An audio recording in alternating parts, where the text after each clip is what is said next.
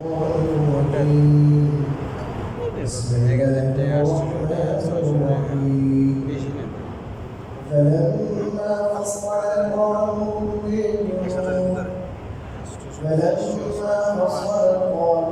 بالجنود قال إن الله مبتليكم بنهر فمن شرب منه فليس مني ومن لم يطعمه فإنه مني إلا من اغترف بيده وشربوا منه إلا قليلا منهم فلما جاوزه هو والذين آمنوا معه قالوا لا طاقة لنا اليوم بجالوت وجنوده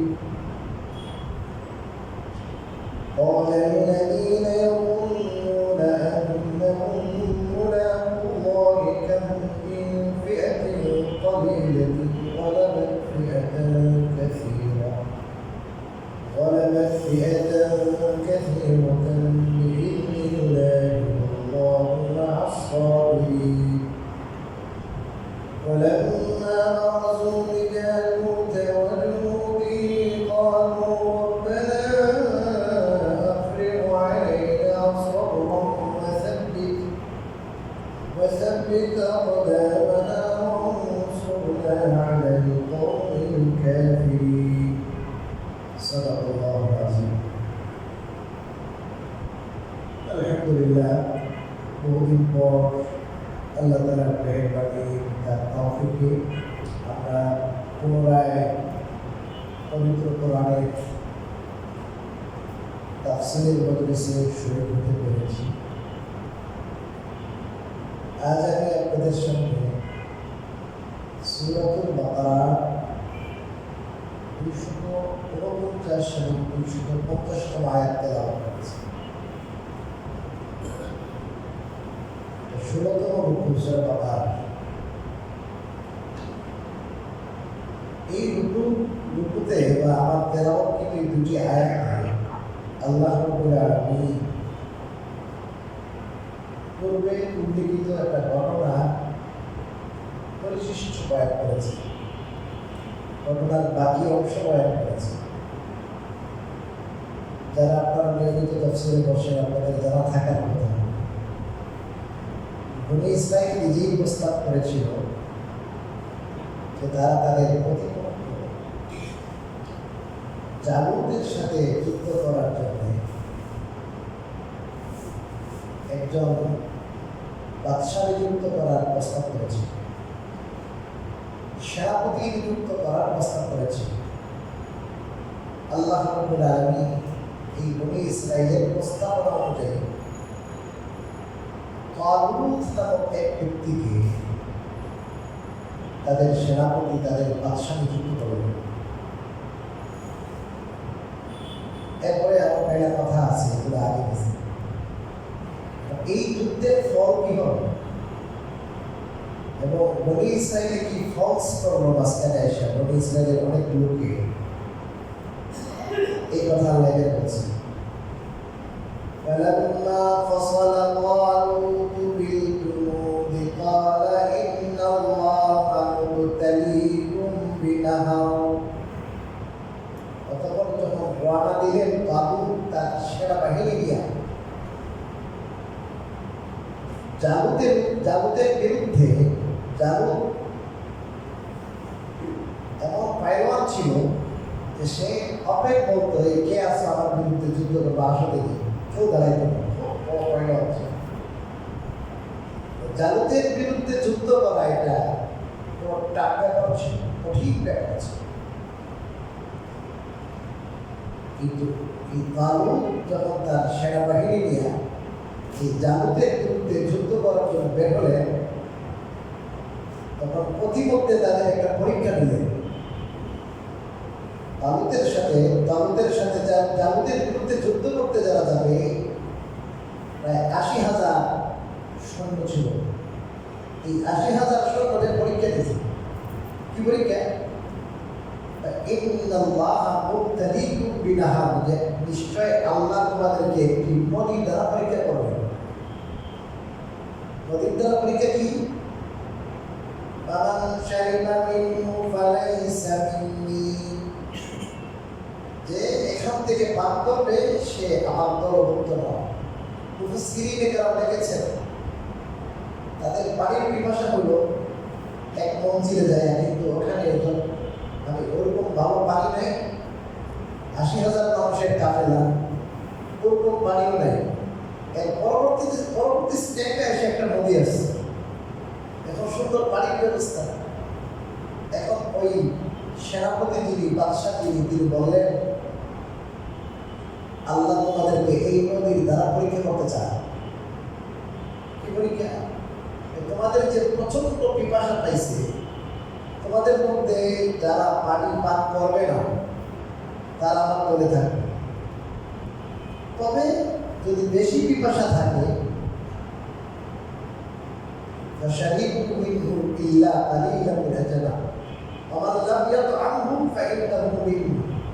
যে পানি পান করবে সে আমার দলভুক্ত না, আর যে পানি পান করবে না, পানির স্বাদ আস্বাদন করবে না, সে আমার দলে। তবে পিপাসা বেশি ইল্লা পানির তারাফা উলফাতা বিয়াদিহি, যে তার হাতের দ্বারা এক আঞ্জলি পরিমাণ পানি পান করবে, সে আমার দলে থাকবে। এরা করে যে এত প্রচন্ড গরমের মধ্যে যুদ্ধের রওনা হয়েছে, এক আঞ্জলি পানি কি হয়? এখন তত্ত্ব করে অনেক পানি।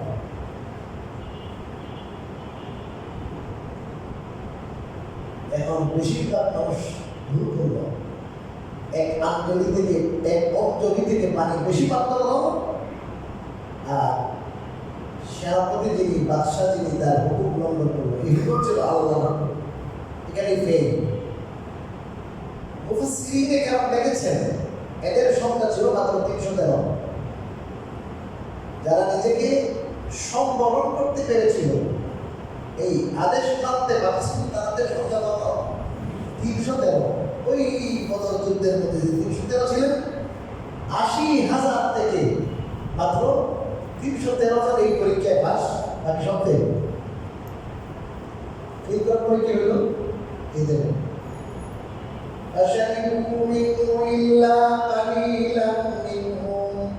এই নদী থেকে তারা সবাই পার করলো অল্প মধ্যে একটু ছাড়।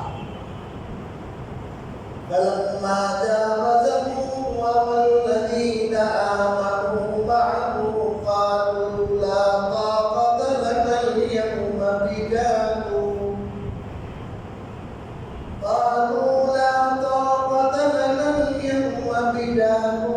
وجنوده। আল্লাহ বলেন فلما جاوزه والذين آمنوا معه, এই নদী তাগুত এবং তাগুতের সাথে যারা ছিলেন তারা যখন পার হইলেন, তখন যারা পার হতে পারে নাই, অর্থাৎ যারা ফেল করছে, এরা নদীটা কি করতে পারে নাই, পারই হইতে পারে নাই। সিরিজে যারা বলেছেন কেন? আছে কথা, এই যারা এক আন্তরি পরিমাণ পানি পান করছে, সবার পিপাসা কি হয়ে গেছে, মিটে গেছে। আর যাদের ক্ষুধা ছিল চোখে, আরে একটু ফলে তো আবার কি লাগবে, আবার পানির পিপাসা লাগবে, এগুলো স্টোর করছে, স্টোর এখন আর কি হয় না, এক করে আরো পিছিয়ে আরো পিপাসা, এমন তীব্র পিপাসা, আর আপনি এখানেই হয়ে গেল, আর যাওয়ার ক্যাপাসিটি এরা চিন্তা করছেন কি? যারা চিন্তা করবো স্টোর করে রাখি, পরবর্তীতে কি লাগবে, কাজে লাগবে, অল্প পানি হবে না, এক অঞ্চলি পানি হবে না, এরা যেতেই পারলো, নদী পার হইতে পারলো না। আর যারা এক অঞ্চলি পরিমাণ পান করলো, আল্লাহ তাআলা তাদেরকে এই পরিমাণ এই পরিমাণ ক্ষমতা দিলেন, স্ট্যামিনা এত বেশি হলো, এরা আপনার যুদ্ধের জন্য ফুলাকি হয়ে গেল, শক্তি এবং সামর্থ্য হয়ে গেছে। এদের কি পিপাসাই নাই, পিপাসা মিটার আল্লাহ, পিপাসা কে মিটায়? আল্লাহ।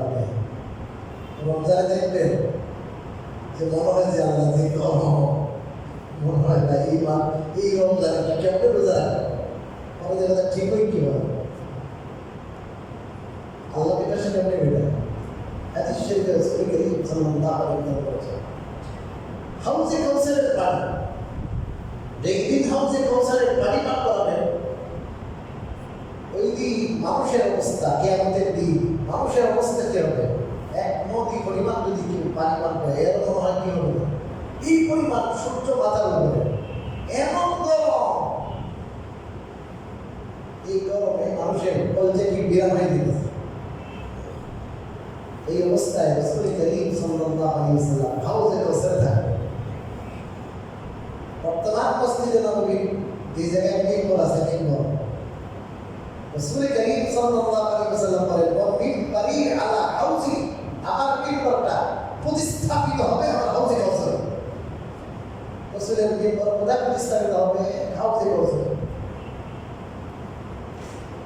সেখান থেকে নিজের হাতে পানি কি করবেন? নিজের হাতে পানি বন্টন করবেন। সমস্ত উম্মত বদলাবে না, হুজুরের হাত থেকে কি করবে? যারা তার অনুসারী, সত্যিকারের অনুসারী, হুজুরের হাত থেকে পানি পান করবে। এবং হাদিসে আছে যে একবার পানি পান করবে আর জীবন তার কি নেই, লাম ইয়াজমা আবাদা, তৃষ্ণা শেষ। এক অঞ্জলি দ্বারা আল্লাহ চাইলে তো কি হইতে পারে? যেমন হাউজে কাউসারের পানি, ওই পানি অল্প পানি রাসূল যে পেয়ালাদার পানি পান করাবেন, ওই পানি পান করার পরে আর কি নাই? তৃষ্ণা নাই। ঠিক তদ্রুপভাবে ওই কাবুল যে বললেন এক অঞ্জলি পরিমাণ পানি পান করবে, এর চেয়ে বেশি না।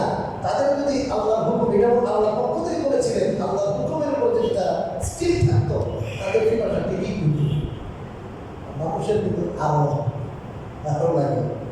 এই আরো লাগে বলে শেষ। এদের উপরে কি বলে?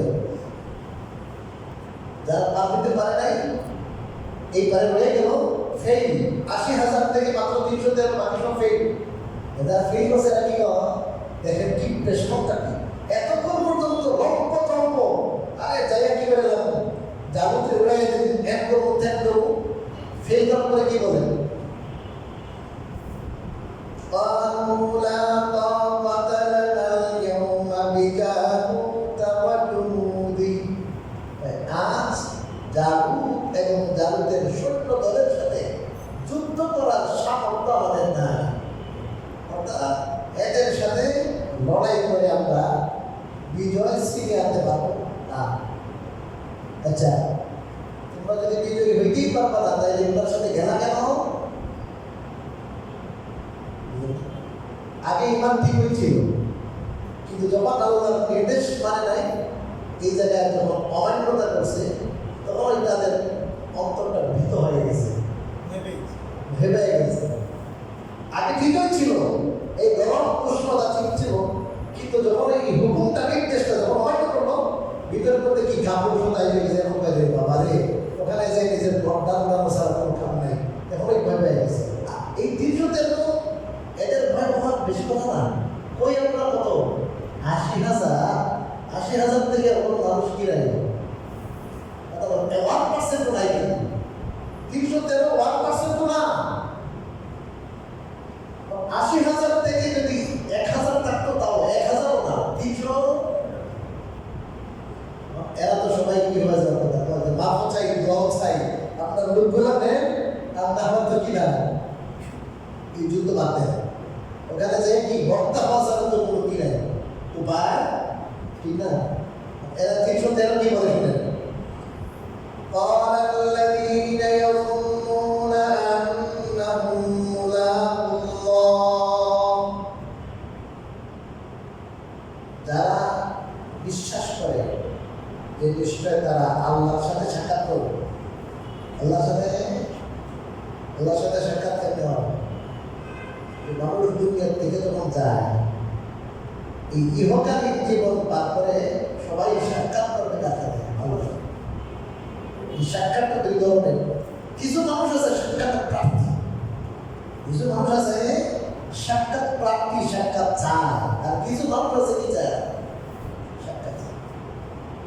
সহিহ বুখারীতে হাদিস, রাসূল করিম সাল্লাল্লাহু আলাইহি ওয়াসাল্লাম বলেছেন, মান আহাব্বা লিকা আল্লাহ আহাব্বাল্লাহু লিকাহু ওয়া মান কারিহা লিকা আল্লাহ কারিহাল্লাহু লিকাহু।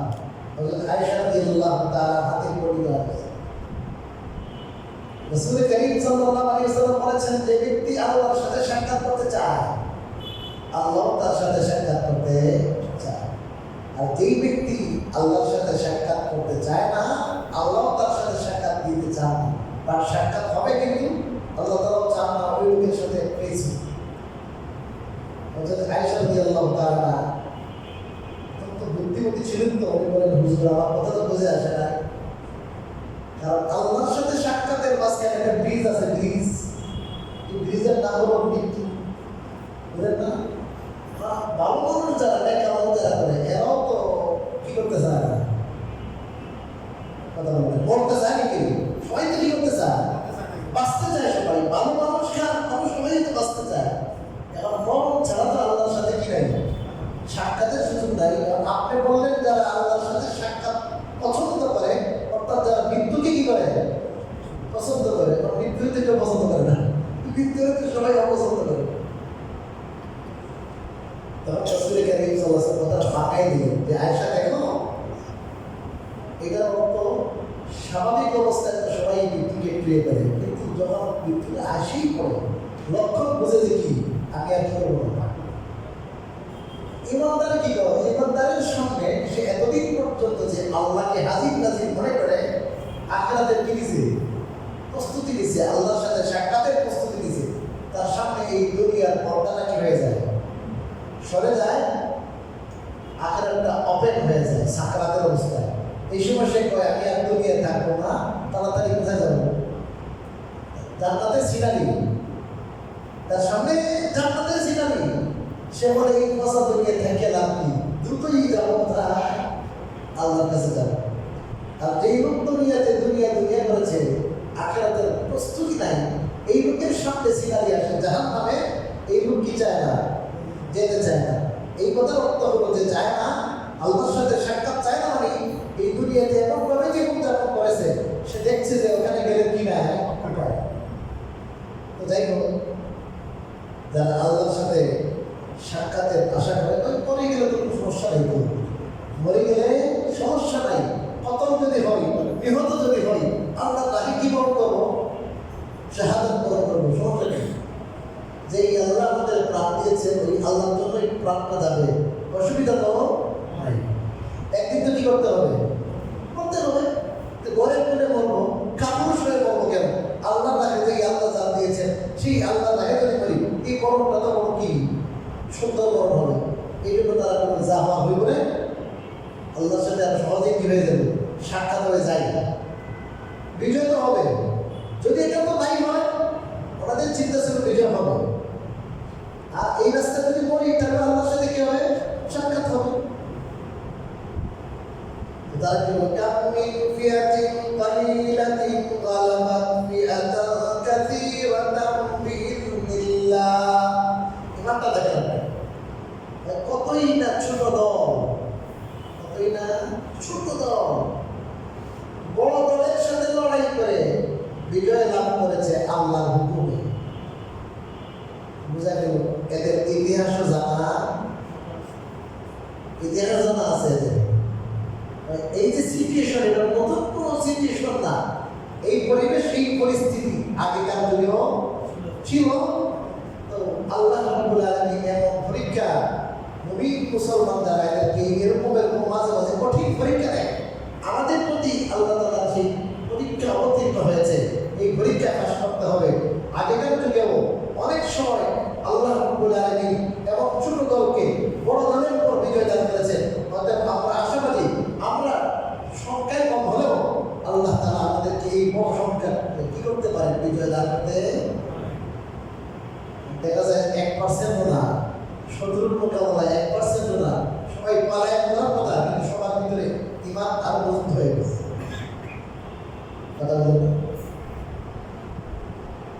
তারা কি করে, দোয়া করতেছে, দোয়া বলা করে, قالوا ربنا أفرغ علينا صبرا وثبت أقدامنا وانصرنا على القوم الكافرين। তারা বলে, রব্বানা, হে আমাদের প্রতিপালক, আফরিগ আলাইনা সাবরা, আপনি আমাদের উপর সবর ঢেলে দিন।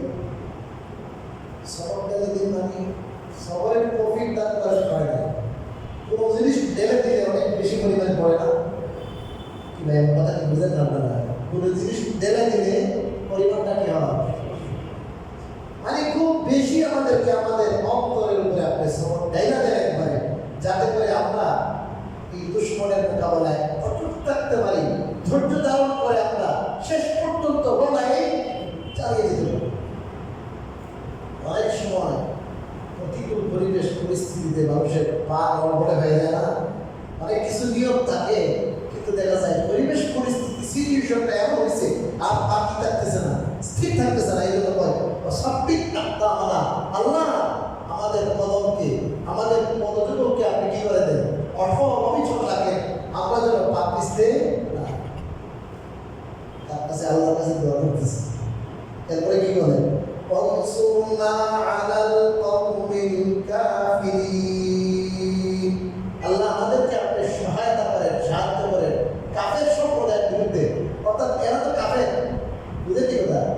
আমরা মুমিন, এরা কাফের। আমরা আপনাকে মানি, এরা আপনাকে মানে না। অতএব আমাদেরকে আপনি এই কাফের শ্রেণী, কাফের সম্প্রদায়ের বিরুদ্ধে সাহায্য করুন। ফলাফল কি? আল্লাহ ফাহাজামু বিইذনিল্লাহ, ফাহাজামু বিইذনিল্লাহ। এই 313 জনের দল ওদের কি করছে? পরাভূত করে ফেলেছে। জালুতের দলকে পরাভূত করছে আল্লাহর নির্দেশে। এদের শক্তি সামর্থ্য নয়, আল্লাহ নির্দেশে, আল্লাহর হুকুমে ওদেরকে কি বের করেছে? পরাজিত। সবচেয়ে বড় শয়তান যেটা জালুত, এই জালুতের প্রথমে দাঁড়ায় বলছিল, মুফসিরিন লেখছিল আর কি, তোমরা কি আসলে আমার বিরুদ্ধে আসলে কেউ দাঁড়ায় না। তালুত কি? তালুত এই তালুতে বললেন যে দাউদ আলাইহিস সালাম আব্বারে বলেন যে আপনার ছেলেরা 3 ছেলেকে দান করেছে, তার 6 ছেলে ছিল যুদ্ধে। কয়জন? 6 জন। দাউদ আলাইহিস সালাম ওনার ওই সময় অনেক বড় ছিলেন না, ছোট ছিলেন, দেহটাও বড় না হতো, ছাগল টাগল চড়াইতে কেউ দাঁড়ায় না, কেউ দাঁড়ায় না। ওনার মনে কৌতূহল থাকলো, একটা ইয়ে থাকলো, কি রে পারবে না কেন? ও তো অনেক পাইলট ছিল তো। উনি বললেন আমি পারবো। দাউদ আলাইহিস সালামকে চয়েস করলেন, বাবু তাহলে বলে আমি পারবো। রাস্তায় ছিল 3টা পাথর, ওই 3টা পাথর উঠেছে, ওই পাথরটা কি বলেছিল আমাকে নিয়ে যান।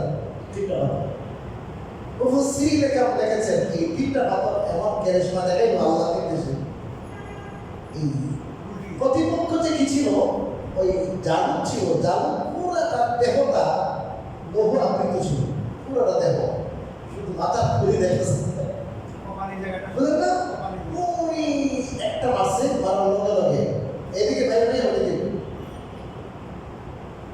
সাধারণত কিন্তু পাথর এখন তো মনে করেন বিজ্ঞান প্রযুক্তি, এটার কারণে আপনার গলিতে যাবে, ওই সময়গুলো ছিল না, মারলে তো হয়তো ফাটবে। কিন্তু আল্লাহর কি মহিমা, ওইটা মাসে এদিকে বেড়ে ওদিকে পিছন দিকে বেড়ে গেছে, এরকম 3টা পাথর।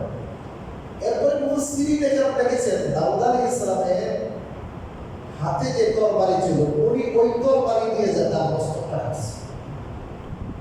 আল্লাহ রাব্বুল আলামিন দাউদ আলাইহিস সালাম ওই সময় নবুয়ত লাভ করেন নাই, ছোট, তাকে দিয়ে আল্লাহ কাজ দিয়েছে। অনেক সময় দেখা যায় এমন জিনিসের দ্বারা, এমন লোকের দ্বারা আল্লাহ কাজ দেয়, মানুষের ধারণা করতে পারে। দেখেন না দেশের পরিস্থিতি কিছুদিন আগে, এমন এমন এমন লোকের দ্বারা কাজ হয় যেটা কোনোদিন আমরা কি কল্পনা করতে পারছি। আল্লাহ তাআলা তাদের দ্বারা কি দিয়েছে? কাজ দিয়ে দিয়েছে। নমরুদকে মারার জন্য আল্লাহ তাআলা মশা কি করছে? কথা বলেন না কেন? মশা ব্যবস্থা করছে না। তো এখানে আল্লাহ রাব্বুল আলামিন দাউদ আলাইহিস সালামকে ব্যবহার করেছেন। ছোট ছিলেন, আল্লাহ তাআলা যাকে তারা যে কাজ দেয়। وقتل داود দাউদ জালুতকে হত্যা করলেন। وآتاه الله الملك والحكمة وعلمه مما يشاء। আল্লাহ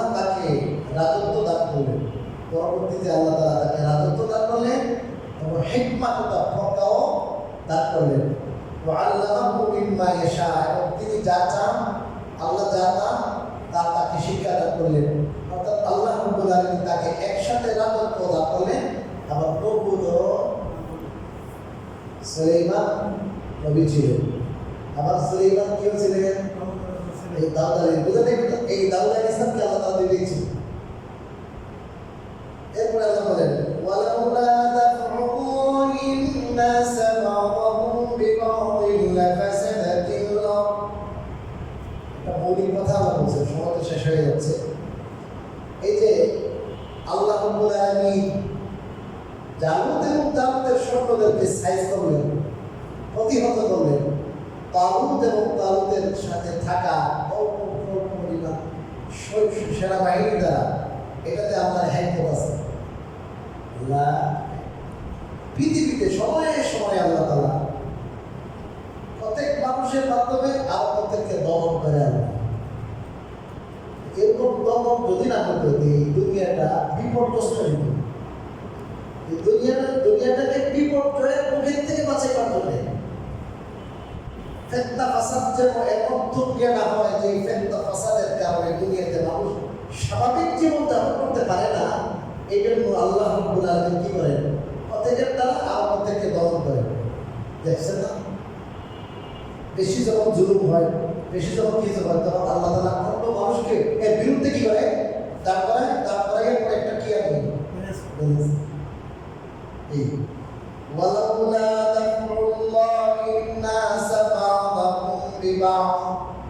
আর যদি আল্লাহ মানুষদের মধ্যে কতকের মাধ্যমে অন্য কতকে যদি প্রতিহত না করতেন, লাফাসাদাতিল আরদু, যে জমিনটা চলিত, পৃথিবীটা ওয়ালাকিন্নাল্লাহা যু ফাদলিন আলান নাস আলাল আলামিন।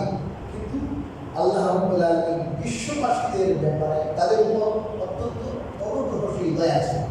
আল্লাহ তাআলার দয়ার কারণে যেন পৃথিবীটা নষ্ট না হয়, বিপর্যস্ত না হয়, এটার থেকে বাঁচাইবার জন্যে, বড় বড় বিপর্যয় থেকে বাঁচাইবার জন্যে আল্লাহ রাব্বুল আলামিন কিছু মানুষকে এদের বিরুদ্ধে, এদেরকে প্রতিহত করার জন্য উঠাই দেন, লাগাই দেন, যাতে করে বড় বিপর্যয় থেকে মানুষ দুনিয়াবাসী রক্ষা পায়। এখানে দেখা যায় কিছু রক্ত হচ্ছে, এখানে কিছু বিপর্যয় হচ্ছে। এটার মাধ্যমে বড় বিপর্যয় থেকে, বড় ফিতনা থেকে, বড় আগুন থেকে আল্লাহ তাআলা বিশ্ববাসীকে কি করেন? রক্ষা। তিলকা আয়াতুল্লাহি নাতলুহা আলাইকা বিল হক। এগুলো হলো আল্লাহর আয়াত, নিদর্শনাবলী। নাতলুহা আলাইকা বিল হক, আমি যথাযথভাবে আমি তা আপনার কাছে বর্ণনা করছি। ওয়া ইন্নাকা লামিনাল মুরসালিন, আর নিশ্চয় আপনি রাসূলদের মধ্যে অন্যতম, আপনি রাসূলদের অন্তর্ভুক্ত বা অন্যতম। এটা কেন বললেন? যে তালুত আর জালুতের যে ঘটনা, এটা রাসূলুল্লাহ সাল্লাল্লাহু আলাইহি ওয়াসাল্লাম জানার কথা না, কারণ তিনি তো পড়ুয়া লোক না, ইতিহাসবিদ না। তিনি এইভাবে যে যথাযথ বলছেন এই কারণে, কারণ বাইবেলের মধ্যে সবির অধ্যায়ের মধ্যে কিন্তু এই ঘটনাগুলো আছে, অনেক বাড়াবাড়ি ছাড়াছাড়ি আছে। কিন্তু এখানে এত সুন্দর ব্যালেন্স রক্ষা করে যথাযথভাবে সহি ঘটনাগুলো পুঙ্খানুপুঙ্খ বিবরণ আল্লাহ রাসূল দিতে পারলেন, তিনি কারো কাছে পড়ালেখা ছাড়াই, তাহলে বোঝা গেল তার পক্ষ থেকে, তার উপর আল্লাহর পক্ষ থেকে কি আসে? ওয়াহী আসে। তিনি যা বলছেন সবগুলো ওয়াহী, তিনি কোনো কি না, ভুয়া নবী না।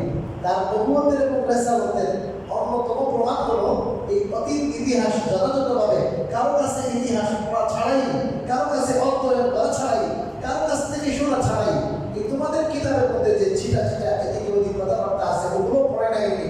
আর ওখানের মধ্যে অনেক অতিরঞ্জন আছে, অনেক বাড়াবাড়ি আছে, অযৌক্তিক কথা আছে, ওগুলো বলে নাই। যৌক্তিক বিশ্লেষণ যা আছে তাই বলেছেন। এগুলো বলতে পারা প্রমাণ গ্রহণ করে যে তার উপরে আল্লাহর পক্ষ থেকে কি নাযিল হয়, ওহী নাযিল হয়। এটার দ্বারা এই যারা কোরআন মানে না, যারা আল্লাহ রাসূলকে নবী বলে বিশ্বাস করতে চায় না, তাদের চোখে আঙুলে দেখা হলো যে দেখো উনি একদম কি আল্লাহ রাব্বুল আলামিন আমাদের কি কথা বোঝা। আজকে